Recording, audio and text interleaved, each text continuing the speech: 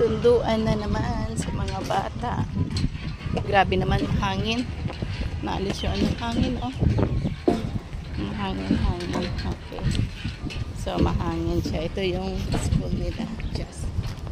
Yan. So, napakahangin. Mainit. Pero mahangin siya. Kaya nga. Mainit na mahangin. Ha? Saan ka ba? Sa sports? Oo, dyan. Oo, dyan sila. Sports. Basketball. Okay lang naman tayo. Grabe yung hangin niya. Open space kasi, no? So, lagi ganyan.